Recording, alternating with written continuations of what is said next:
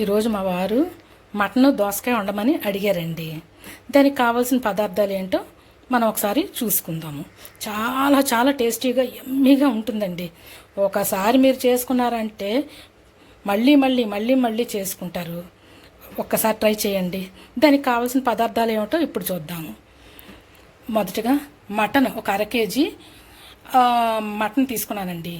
ఈ మటన్ కూడా దోసకాయలోకి ఎలాగంటే కొద్దిగా ఇలాంటి బోన్ అనమాట. దీన్ని నాన్ బోర్ అంటాం, మరి మీ భాషలో మీరు ఏమంటారో తెలీదు.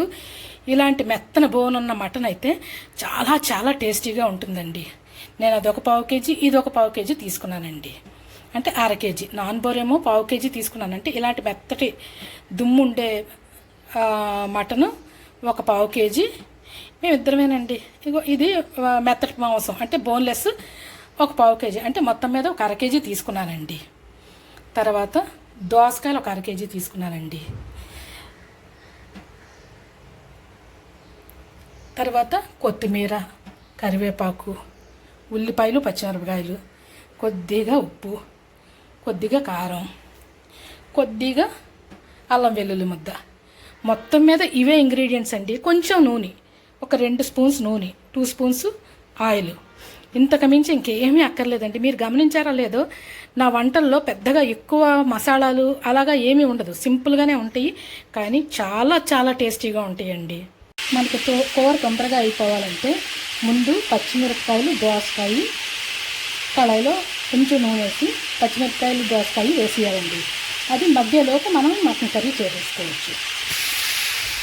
ఇది ఇలాగా మగ్గడానికి మనం మూత పెట్టేయాలండి. ఇప్పుడు ఈ కళాయిలో మనం కొంచెం నూనె వేసుకోవాలి.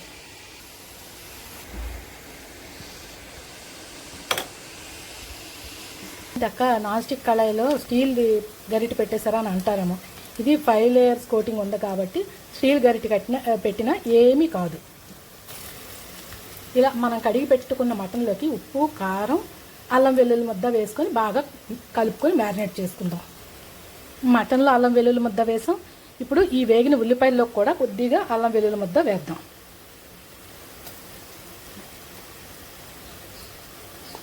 వేసి ఇది బాగా వేగే వరకు ఉంచుదాము. ఇప్పుడు ఇందులోకి ఇలా మ్యారినేట్ చేసుకున్న మటన్ కూడా వేసేద్దాం. వేసి ఇలా కలిపి మూత పెట్టేయడమే. ఇలా మటన్లో ఉన్న నీరంతా ఊరిపోయిన తర్వాత దీన్ని కుక్కర్లో వేసుకొని 5-6 విజిల్స్ వచ్చే వరకు పెట్టుకుంటే మటన్ చాలా స్మూత్గా బాగా టేస్టీగా ఉంటుందన్నమాట. అది చాలా సాఫ్ట్గా ఉంటుంది. ఆ దుమ్ములైనా మటన్ అయినా చాలా సాఫ్ట్గా ఉంటుంది. అందుకే కొంచెం కుక్కర్లో వేసి కొంచెం వాటర్ వేసి మనం ఒక 5-6 విజిల్స్ రాణించుకుందాం.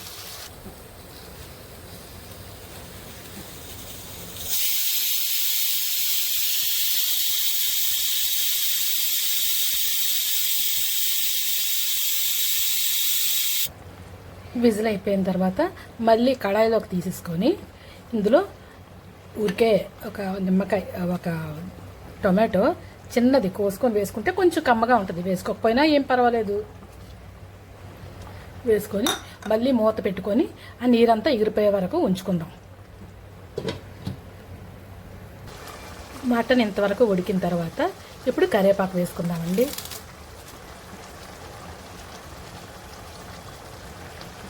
వెంటనే మనము ఉడకపెట్టి పెట్టుకున్న దోసకాయ ముక్కలు కూడా వేసేసుకుందాం.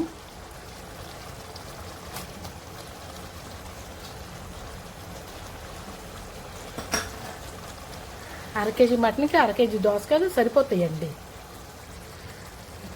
ఇదిగోండి ఇలాగా దగ్గరకు అయిపోయింది కూర. ఇప్పుడు మనం కొంచెం కొత్తిమీర చల్లుకొని ఆఫ్ చేసేసుకోవడమే. ఈ వీడియో కనుక మీకు నచ్చినట్లయితే ప్లీజ్ లైక్ చేయండి, షేర్ చేయండి, సబ్స్క్రైబ్ చేయండి, కామెంట్ కూడా పెట్టండి. Bye friends.